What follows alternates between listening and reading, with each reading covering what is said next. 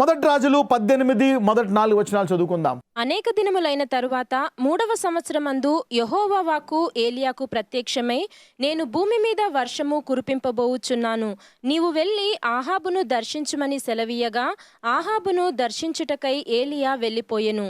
షోమ్రోనులో ఘోరమైన క్షామము కలిగి ఉండగా ఆహాబు తన గృహ నిర్వాహకుడగు ఒబద్యాను పిలిపించెను.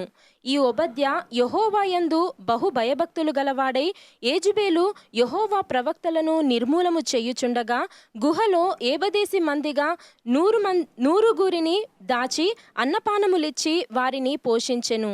ఇక్కడ 4వ వచనం చూస్తే మరి దేవుడు ఇక్కడ శత్రువు మొత్తము దేశాన్ని మరి కరప్ట్ చేసేస్తుండగా మరి దేవుడు తన ప్రవక్త ద్వారా 3.5 సంవత్సరాలు ఆపేస్తాడు. అది అందరికీ మనకు తెలిసిందే, వర్షాన్ని ఆపేస్తాడు.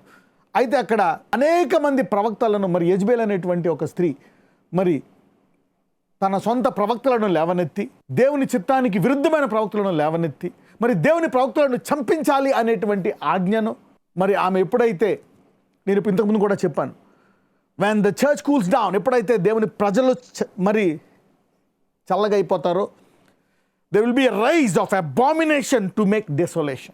ఎక్కడైతే మరి ఇక్కడ ఆహాబు చల్లారిపోయి శత్రువుకి చోటిచ్చినప్పుడు మరి ఆమె దేవుని యొక్క ప్రవక్తలను చంపేయాలని ఆజ్ఞ ఇచ్చినప్పుడు అప్పుడు వాళ్ళందరూ కేవ్స్లోకి వెళ్ళి దాక్కున్నారంట, గుహలలోకి వెళ్ళి దాక్కున్నారంట. Maybe it's a kind of lockdown. So the prophets were self lock down into caves, మరి గుహల్లో మరి దాక్కున్నారంట. మరి ఇక్కడ ఉపధ్య అనేటువంటి ఒక అతను, అందులో ఉండేటువంటి ఒక మరి అధికారి అహాబ్ దగ్గర, అతడు మరి దేవునికి అత్యధికంగా భయపడేవాడు కనుక 50 మందిని ఒక గుహలో, 50 మంది ఇంకో గుహలో పెట్టి మరి వారికి రొట్టె మరి నీళ్లు ఇస్తున్నాడంట, అన్నపానములు ఇచ్చి వారిని పోషిస్తున్నాడంట. And other things they are giving and to feed them. Maybe it's a kind of lockdown for the prophets of God and for the saints of God. When the devil came as a flood, ఇక్కడ మరి శత్రువు ఒక వరద వలె వస్తున్నాడు. When the enemy comes as a flood, ఒక శత్రువు వరద వలె వచ్చేసాడు. ఇక్కడ వచ్చినప్పుడు ప్రవక్తలు లాక్డౌన్లోకి వెళ్ళిపోయారు. The profits vent into lockdown. మరి ఇక్కడ ఏలియా లాక్డౌన్ అవ్వలే. ఇది మీకు అనేక సార్లు చెప్పాను. ఎందుకంటే ఆత్మ మరి అతను ఎవరైనా చంపడానికి వచ్చినప్పుడు దేవుని ఆత్మ అక్కడి నుంచి అతను తీసుకెళ్ళిపోతుంది. Okay, so there was only one man who was not lockdown, the others were lockdown. ఒక వ్యక్తి మటుకు లాక్డౌన్ అవ్వలే, మిగిలిన వాళ్ళందరూ కూడా లాక్డౌన్ అయిపోయారు. లెట్ us see, అంటే ఇక్కడ ఏంటి శత్రువు? ఏ శత్రువు మరి ప్రపంచం మరి ఆ ఇజ్రాయెల్ దేశాన్నంతా ఆవరించింది? మరణము, ఫర్ ద సెయింట్స్ డెత్. మొదటి రాజులు 19వ అధ్యాయము మొదటి 4 వచనాలు చదువుకుందాం.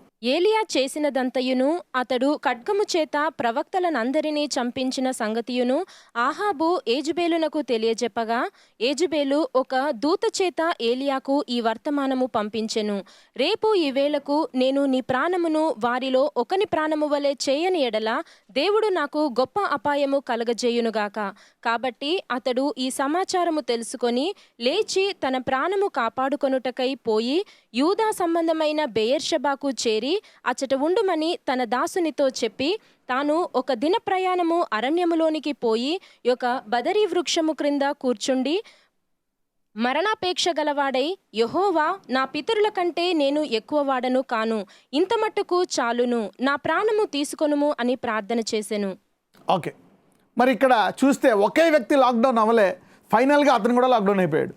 ఎందుకంటే ఇప్పుడు ఆ తర్వాత ఏలియా ఏం చేస్తాడంటే, మరి మనకందరికి తెలిసిన స్టోరీయే, మరి కొండ మీదకి వెళ్ళి ప్రవక్తలను ఆహ్వానించి మరి పైనుంచి ఛాలెంజ్ చేసి అగ్ని తెప్పించి ఇజ్రాయెల్ అందరినీ దేవుని తట్టు తిప్పి, ఆహాబుని కూడా దేవుని తట్టు తిప్పి మరి చేసినప్పుడు ఈ వర్తమానము మరి ఆ ప్రవక్తలందరినీ మరి తీసేసినప్పుడు ఈ వర్తమానము యెజెబెల్కి వెళ్ళినప్పుడు యెజెబెల్ ఏమంటుంది, రేపు ఈ సమయానికి ఈ ప్రాణాలు ఇప్పుడు నువ్వు నా ప్రవక్తలను ఏ రీతిగా అయితే చేశావో నిన్ను కూడా అలా చేస్తానని ఒక వర్తమానం పంపినప్పుడు అతను కూడా మరి ఒక దిన ప్రయాణం మేరకు పారిపోయి లాక్డౌన్ అయిపోతాడు. He too runs away and he gets locked down in a wilderness.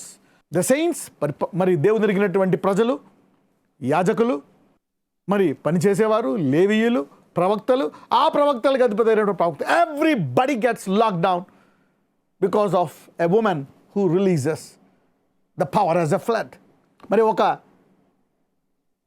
స్త్రీ తన యొక్క దుష్టత్వము అనేటువంటి శత్రువును మరి వరద వలె విడుదల చేస్తే ఆఖరికి మిగిలిన ఏలియా కూడా లాక్డౌన్ అయిపోయాడు. So now everybody was lock down here. అప్పుడు అంటాడు, అయ్యా నా ప్రాణం కూడా పోయేటట్టుంది, ఇక నన్ను తీసేసుకో. You see that now everybody went in a kind of hopelessness. అందరూ కూడా నిరీక్షణ లేని పరిస్థితిలోకి వెళ్ళిపోయారు. The church of God and everybody went in to a hopeless situation. మరి ఈ టైంలో అందరూ ప్రార్థించేది, ప్రభు నన్ను కాపాడు, నేను నా బిడ్డలో క్షేమంగా ఉండాలి. కరెక్ట్, దేవుడు కాపాడతాడు. But God lifts up A standard. ఆయన శత్రువు బలమంతటి మీద మనకి అధికారం ఇస్తాడంట. ఎంత బలముతో పైకి వెళ్ళినా ఆ శత్రువు బలమంతటి మీద అధికారం ఇస్తాడంట. మరి ఇంకో వచనం చూసాం, మరణకరమైనది ఏది తాగినా, ఏది దేహంలోకి వెళ్ళినా అది మీకు హాని చేయదని. అంటే శత్రువు ఎంత లోతుగా వెళ్ళి, ఎంత పైకి వెళ్ళి, ఎంత భయంకరంగా దాడి చేస్తాడో, మరి దేవుడు కూడా తన ఆత్మ ద్వారా అంత సామర్థ్యాన్ని లేవనెత్తి శత్రువును అణగదొక్కుతాడంట. మరి తన బిడల్లోకి నిరీక్షణనిస్తాడంట. మరి ఆయన తన వాక్యము ద్వారా ఏ రీతిగా, తన ఆత్మ ద్వారా మరి ఆ వాక్యాన్ని మనకు బోధించి ఏ రీతిగా మరి తగు సామర్థ్యాన్ని మరి లేవనెత్తుతాడు. How will he raise up a standard to defend the flood of the enemy so that it won't harm us or we will not be gone away with the flood or drowned away in the flood. మరి ఇక్కడ we see that ఇంతకుముందు ఈయన శిష్యులైన ప్రవక్తలు 50 మంది they got locked down, and now the captain of the prophets Elijah, the great man of God, he got locked down. మరి అతని యొక్క శిష్యులైనటువంటి ప్రవక్తలు, మరి యాజకులు అందరూ లాక్డౌన్, ఆఖరికి అందరికంటే గొప్పవాడైనటువంటి ఏలియా కూడా లాక్డౌన్ అయిపోయాడు, మరి ఎడారిలోకి వెళ్ళిపోయి. సో లెట్స్ సీ ఇప్పుడు దేవుని ఆత్మ ఎలా పనిచేస్తుందో చూద్దాం. Maybe it is a news for the church. Okay, it's a message for the church. మొదటి రాజులు 19వ అధ్యాయము 6 నుంచి చదువుకుందాం, 6 to 10. అతడు చూచినంతలో అతని తల దగ్గర నిప్పుల మీద కాల్చబడిన అప్పమును నీళ్ల బుడ్డియు కనబడెను గనుక అతడు భోజనము చేసి తిరిగి పరుండెను. So now Lord started dealing him in the lockdown situation. మరి ఆ లాక్డౌన్ సిచ్యువేషన్లో మరి దేవుడు తన బిడ్డతో మాట్లాడుతున్నాడు. Okay, so now God is talking to us. Okay, ఇక్కడ మొదటగా ఏలియాతో మాట్లాడుతున్నాడు in this lockdown wilderness situation. మరి ఆ ఎడారిలో ఒక చెట్టు వద్ద అతడు లాక్డౌన్ అయిపోయినప్పుడు ఇంకొక దిన ప్రయాణము వెళ్ళిపోయి, పైగా ఒక గంట కాదు, అరగంట కాదు, ఊళ్ళో కూడా దాక్కోలే, వెళ్ళిపోయాడు. అంటే అక్కడ పడితే అక్కడికి 1 day జర్నీ. మేము చాలా స్పీడ్గా కూడా నడుచుంటాడు. అంటే మామూలు మనిషికి 3 రోజుల ప్రయాణం 1 రోజులో మరి ప్రయాణం చేసి ఉంటాడు. మరి మరణ భయం అంటే ఇట్స్ వెరీ డేంజరస్. సో అప్పుడు then God deals with him. అతడు చూచినంతలో అతని తల దగ్గర నిప్పుల మీద కాల్చబడిన అప్పమును నీళ్ల బుడ్డియు కనబడిన గనుక అతడు భోజనము చేసి, ముందు అతను కొంచెం కూల్ చేద్దాం, హీఈస్ ఇన్ ఫియర్. ఓకే, అతను భయంలో ఉన్నాడు. వెంటనే ఇన్ని చేశాను, నీకు రోషం లేదా, ఇలాగ అయిపోయావా, ఏమంటే God deals in different way. సాధారణంగా ఓడిపోయినా, ఎవరైనా పడిపోయినా, పొరపాటు చేసినా, ఇతను ఎలా పడిపోయాడు, ఇతను ఎలా పొరపాటు చేశాడు. కానీ మన దేవుడు ఎలా డీల్ చేస్తున్నాడో చూద్దాం. How is God dealing with his people. Okay, how is God dealing with his people.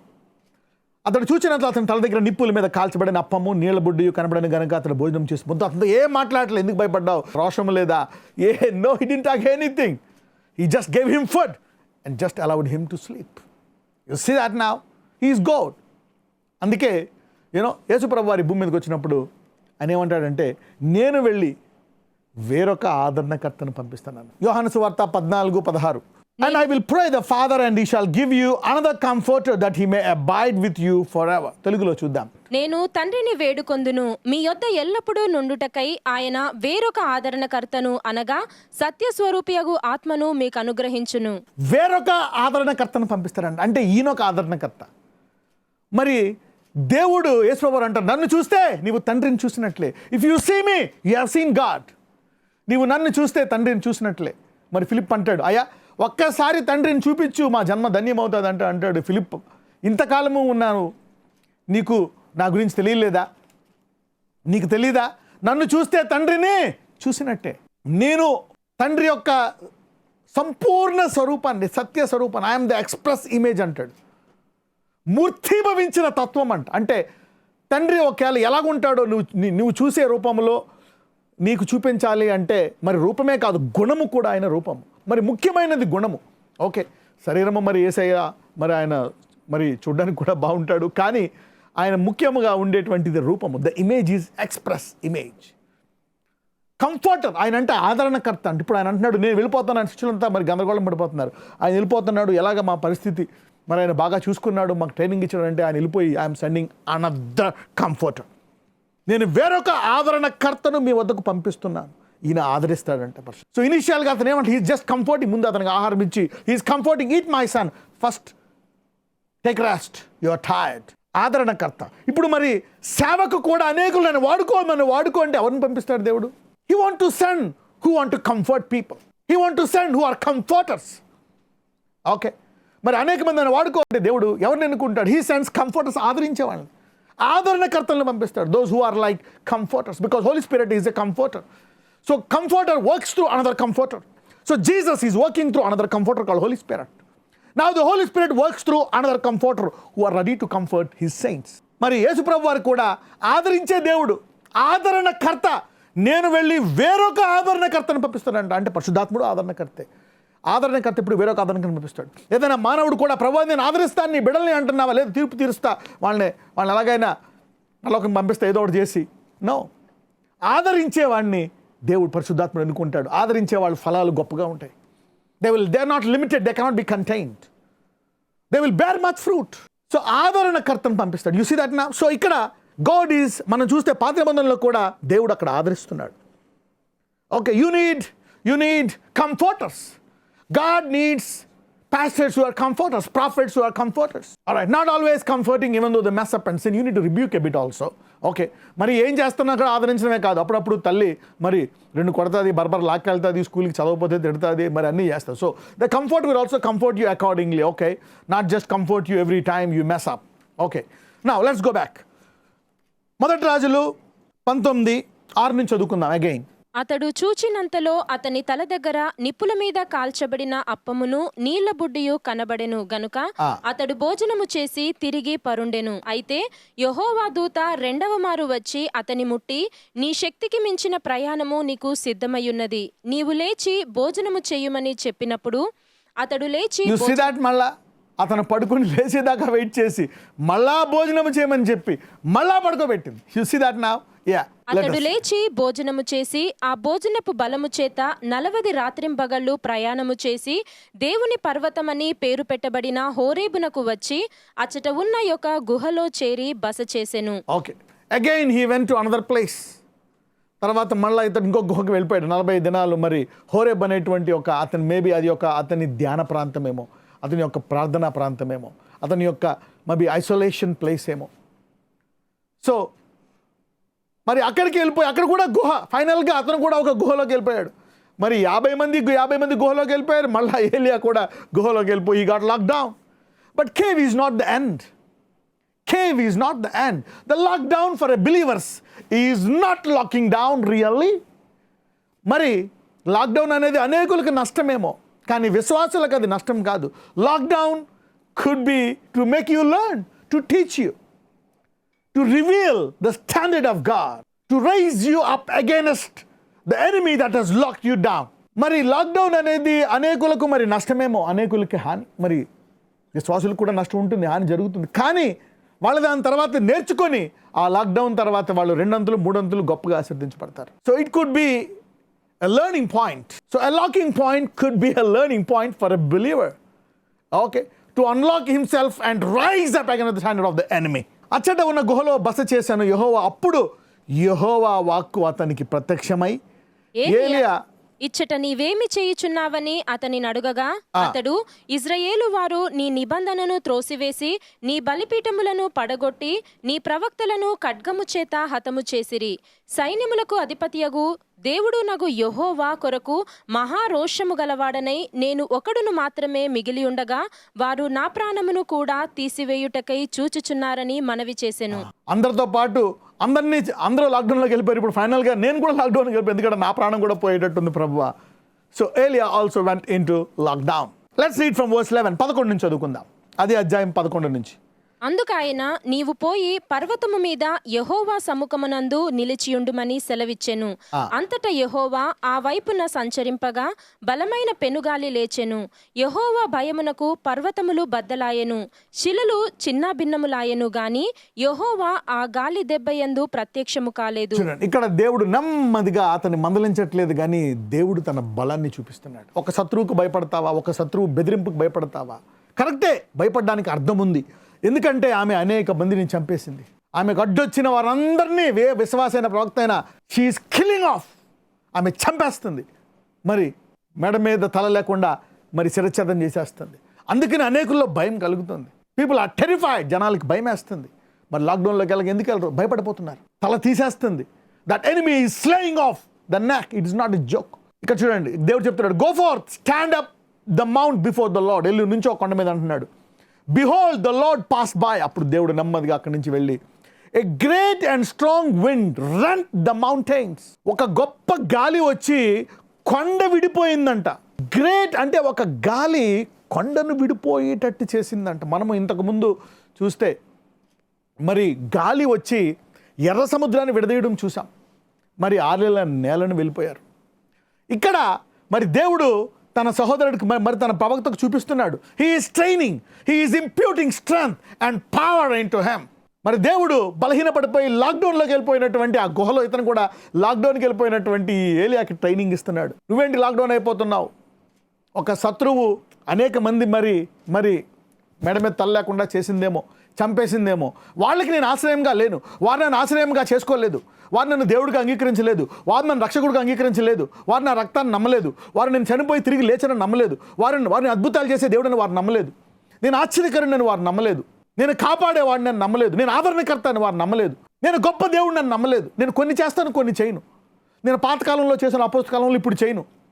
నేను నిన్నాడే నిరంతరము ఏకరీతిగా ఉంటానని చేయను. నేను పరలోకంలోనే చూపిస్తా, ఈ భూమి మీద ఏం చూపించను అని అనేకులు అనుకున్నవారు. వారు భయపడిపోతున్నారేమో.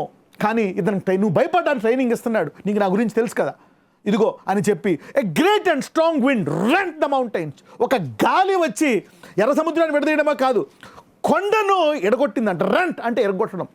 చూడండి, పాతకాలంలో అనేకులకి ఏదైనా బాధ వచ్చినా ఏం చేస్తారంటే వాళ్ళు బట్ట తీసి మీద బట్ట ఉంటుంది అనమాట, ఇలాగ కప్పుకుంటారు. ఒక రాజు బట్టలాగా మనం షాల్వాలు కప్పుకుంటే దాన్ని రెంట్ అంటే చింపేయడం, అడ్డంగా రెండుగా చింపేయడం అనమాట. To split into 2. రెంట్ అంటే స్ప్లిట్ ఇంటూ 2, చీల్చేయడం, రెండుగా చీల్చేయడం. ఇక్కడ చూస్తే ఇక్కడ గ్రేట్ అండ్ దేవుడు ఏలియాను నుంచోబెట్టి ఒక గొప్ప గాలిని పంపించి కొండను విడగొడుతున్నాడు. తర్వాత చూస్తే and break in pieces the rocks before the lord. మరి రాళ్లను కూడా కలగా చేస్తున్నాడంట గాలితో. మనం ఈ భూమి మీద ఎంత గొప్ప గాలి అయితే మరి కొండను విడగొడతాం, రాళ్ళు విడగొడతాం. అంతటా యెహోవా వైపు సంప్రదింపగా బలమైన పెనుగాలి లేచెను. యెహోవా భయమునకు పర్వతములు బద్దలాయను, శిలలు చిన్నాభిన్నములాయను. కానీ యెహోవా ఆ గాలి దెబ్బ యందు ప్రత్యక్షం కాలేదు. ఇక్కడ యెహోవా భయానికి ఉంటుంది, కానీ ఇంగ్లీష్ ఇక్కడ చూస్తే the wind rent the mountains. గాలి ఎడగొట్టిందంట. మరి ఏం చెప్తున్నాడు? నేను ఊదే గాలే ఇంత కొండను ఎడగొట్టేయగలదు, ఆ జెజబేలుని ఎడగొట్టలేదా? Cannot it rend it, stop its mission? Cannot that mountain be split and broke into pieces? God is talking to ఏలియా. He is now strengthening him. దేవుడు ఏలియాని బలపరుస్తున్నాడు. ఏలియా, నువ్వు భయపడిపోయావు, నువ్వు కూడా లాక్డౌన్లోకి వెళ్ళిపోయావు ఫైనల్గా గుహలోకి వచ్చి. Now I'm unlocking my strength to you so that you will come out of this lockdown situation and unlock yourself and unlock everybody. So God is strengthening the church in his situation. God is strengthening his people so that you will unlock yourself and unlock the church, and the church will unlock the whole world. That's why I gave the word arise and shine. కానీ సంఘము లేవనెత్తబడ్డ తర్వాత, సంఘము వెలిగిన తర్వాత, సంఘము ఆశీర్వదించబడిన తర్వాత, సంఘము ఆ చీకట్లో వెలిగిన తర్వాతే ఆయన వస్తాడు. అది కూడా చెప్పాను నేను. Okay, alright. But we see here now దేవుడు చూపిస్తున్నాడు, నేను గాలిని పంపి కొండని విడగొట్టేశాను, ఈ రాళ్లను ముక్కలు ముక్కలుగా చేశాను. ఆ యెజబేలును ఎంతసేపు? So God is lifting up his standard by the spirit. When the devil comes out of flood, మరి శత్రువు వరద వలె వచ్చినప్పుడు దేవుడు ఏ రీతిగా ఆత్మతో శత్రువు కంటే బలమైన సామర్థ్యాన్ని తన ప్రవక్తకు చూపిస్తున్నాడు. శిలలు చిన్నాభిన్నములాయను, గాని యెహోవా ఆ గాలి దెబ్బయందు ప్రత్యక్షము కాలేదు. గాలిపోయిన తరువాత భూకంపము కలిగెను, గాని ఆ భూకంపమునందు యెహోవా ప్రత్యక్షము కాలేదు. తర్వాత దేవుడు చెప్తున్నాడు, ఇదిగో ఈ భూమినే విడదీసా. భూమి షేక్ అయిపోయిందంట. ఇక భూమే కదిలిపోతే భూమి మీద ఉండే ప్రతి మానవుడు కదిలిపోతాడు. అసలు కదలదలా కొండ. ఎన్ని తరాలైనా, దశాబ్దాలైనా, యుగాలైనా ఉండేది కొండ అలాగే ఉంటుంది. మరి ఆ కొండను నేను విడదీసేశాను. మరి భూమి అన్నింటికంటే పునాది, ఆ భూమిని కూడా నేను కంపింపజేసేస్తున్నాను. ఇక ఏ శత్రువుకు భయపడతావు ఈ భూమి మీద? అంటే ఈ భూమి మీద నాకంటే బలమైన వాళ్ళు ఎవరు? There is nobody who is stronger on this earth. అంటే ఈ భూమి మీద ఎవరైనా బలమైన వాళ్ళు ఉండగలరా నాకంటే?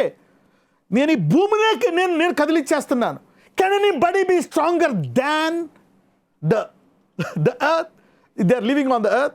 మరి భూమి మీద ఉండే మానవుడికి బలం ఉందంటే భూమే కదిలిపోతే మానవుడు ఎక్కడ ఉంటాడు? దేవుడు తన ఆత్మ ద్వారా చూపిస్తున్నాడు ఏలియాకి, ఈ కొండను ముక్కలు చేశాను, ఈ రాళ్ళను ముక్కలు చేశాను, ఈ భూమిని కంపింపజేసేస్తున్నాను. ఇంకా చూద్దాం 12వ వచనం.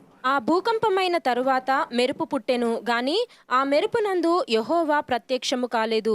ఇక్కడ చూస్తే ఇంగ్లీష్లో and after the earthquake a fire, అగ్గి. మరి అగ్గి కాల్చకుండా ఉంటుంది, ఎవరినైనా కాలిపోతారు. మరి దేవుని సామర్థ్యం కలిగిన షడ్రక్ మెషక్ అబేద్నెగో వారిని దేవుడు కాపాడాడు కాబట్టి నేను దేవుడు చెప్తున్నాడు, ఆ జెజబేల్ని నేను ఇదిగో కొండను ఎడగొట్టేసినట్టు నేను ఎడగొట్టేయగలను, రాళ్లను ముక్కలు చేసినట్టు నేను చేయగలను, ఆమె కిందుండే భూమినే కంపింపజేయగలను. అదే కాదు, అగ్ని చేత నేను ఆమెను కాల్చివేయగలను. I can even burn her. And after the earthquake a fire, but the Lord was not in the fire. అంటే దేవుడు తన సామర్థ్యాన్ని 3 రకాలుగా చూపిస్తున్నాడు. ఇదిగో కొండను నేను విడగొట్టగలను. Why are you scared of a Jezebel? I can break the mountain into pieces, break the rock into pieces. Number 2, I can shake the earth, shake the foundations, and I can bring fire and devour her. Idi na samartham. So he is now showing a 3-dimensional force against the enemy. He's just limiting himself to 3. దేవుడు మనందరం 9 వరాలే అనుకుంటాం. 9 కాదు, 90 లక్షల వరాలు కూడా ఇవ్వగలదు పరిశుద్ధాత్మ. You can say God manifest 30 kinds of powers. He can reveal 30 kinds of powers. Okay, ఇప్పుడు చూసారా, మనము ఏదైనా వ్యాధి వస్తే ఇంతకు ముందు ఇప్పుడు 20, 30, 50 సంవత్సరాల తర్వాత వ్యాధికి అనేక మందులు వస్తాయి. 1, 2, 3, 4, 5 మెనీ థింగ్స్. ఓకే, అలాగే దేవుడు ఈ శత్రువు నేను చూపించడానికి 3 శాంపుల్స్ చూపిస్తున్నాడు. He showing 3 samples. ఈ 3 రకాలుగానే కాదు, దేవుడు చెప్తున్నాడు ఇక్కడ ఏలియాతో అనేక రకాలుగా చేయగలను. So the lockdown time is a high time to inquire from God, Lord, what weapon you want us to use to destroy this enemy. See that? So God has many weapons. దేవుడి దగ్గర చాలా ఆయుధాలు ఉన్నాయి. అయితే ఇక్కడ చెప్తున్నాడు ఏలియాకి, ఏంది ఏలియా నువ్వు ఎలా భయపడిపోతావు, నా దగ్గర ఎన్ని ఆయుధాలు ఉన్నాయి. ఇక్కడ కేవలము 3 ఆయుధాలు చూపిస్తున్నాడు. కొండను ఎడగొట్టినట్టు నేను వెడగొట్టేయగలను. అడ్డంగా ఐ కెన్ స్ప్లిట్ ఇంటూ, భూమి కింద కంపింపజేసేస్తే చనిపోతారు. ఓకే, 3వది అగ్నితో కాల్చేస్తే చనిపోతారు. They will die. So God is using a 3-dimensional weapon. 3 kinds of powerful weapons. The enemy cannot escape. The wind, ఈ గాలి చేత నేను కొండను ముక్కలు చేసేసాను, రాళ్ళను ముక్కలు చేసేసాను. ఈ అగ్ని చేత ఎవరినైనా కాల్ చేయగలను. దిస్ ఈజ్ మై స్టాండర్డ్ ఏలియా. This is my standard. I'm revealing the standard of the spirit. Don't underestimate the spirit. Maybe people are blessed today. I hope so. In this cave, ఈ గుహలో ప్రవక్తలు అక్కడ ఉండిపోయారు. ఇక్కడ ఏలియా lockdown అయిపోయి, ఈ లాక్డౌన్లో ఏలియాకి చెప్తున్నాడు, ఏలియా లిజన్, నువ్వు ఇప్పుడు అన్లాక్ అయిపో and unlock your prophets and unlock my people. You see that now. So when the devil comes as an enemy, when the enemy comes as a flood, శత్రువు వరద వలె వస్తే ఏ రీతిగా నేను ఒక సామర్థ్యాన్ని లేవనెత్తాను. Okay, in what way will I lift up a standard. He can destroy it in many ways, but he's giving that plan to the church. The spirit, but the church has the spirit. ఆయన దేవుని సంఘానికి సామర్థ్యం ఇవ్వడానికి సిద్ధంగా ఉన్నాడు. ఎందుకంటే ఆయన సంఘంలో ఆయన ఆత్మ ఉంది. ఆయన శిలువ మీద చనిపోయి లేచిన తర్వాత ఆయన ఇచ్చినటువంటి వాగ్దానము పరిశుద్ధాత్మ. పరిశుద్ధాత్ముడు మనలో వచ్చి నివాసము చేయడానికి గల కారణము ఆయన శిలువ మీద మరణించి మన కొరకు రక్తము కార్చాడు, మన పాపాలు భరించాడు కనుక. So the spirit in every human being, in every believer, can raise up a standard against this. Not only one way, many ways. So when the enemy rises up as a flood, God will lift up a standard. He is strengthening Elia. He's మొదట ఆదరించాడు, తర్వాత తన సామర్థ్యాన్ని చూపిస్తున్నాడు. Elia, why are you getting scared? Take my 3 weapons, great and mighty wind to break the mountain, to break that. Number 2, great and powerful earthquake to swallow it. Number 3, fire to stop it. You see that now? So all these things are weapons. God is releasing weapons. Now God is strengthening his people. అందుకే చెప్పాను, rise and shine. Let us pray. నాజరేయుడైన యేసయ్య, ఇదిగో ప్రభువా, ఈ వాక్యము నీవు నీ బిడ్డలతో పంచుకున్నావు. నీ ప్రవక్త అయిన లాక్డౌన్లో ఉండే నీ ప్రవక్త అయిన ఏలియాతో పంచుకున్నావు. తర్వాత ఏలియా వెళ్ళి నీ బిడ్డలందరికీ చెప్పాడు. ఈ రీతిగా దేవుడు కనపరుచుకున్నాడు. ఆయన నూతన సామర్థ్యాన్ని ఇవ్వబోతున్నాడు. ఎవరైతే భయంలో, మరి ఆహారము లేక, ఉద్యోగము లేక, అప్పుల్లో, కష్టాల్లో, రోగాల్లో, బాధల్లో అటువంటి వారిని బంధింపబడిన వారిని విడిపించడానికి గల సామర్థ్యము గలవాడువు నీవు. అయితే నువ్వు వారిని విడిచిపెట్టేవాడువు కాదు, నీవు రక్షకుడవు. ఏ రీతిగా నీవు నీ బిడ్డల్లోంచి ఆ భయాన్ని తీసివేసి నీ నూతనమైన సామర్థ్యాన్ని నీ బిడ్డల ద్వారా నీవు బయలుపరుస్తావో, ధైర్యముగా ఉండి నీ యొక్క నూతన అభిషేకముతో వారు వెలిగి లోకాన్ని వెలిగించే కృపను ప్రతి ఒక్కరికి దయచేయమని నా జడనేసి మనం ప్రార్థిస్తున్నాము తండ్రి. ఆమెన్.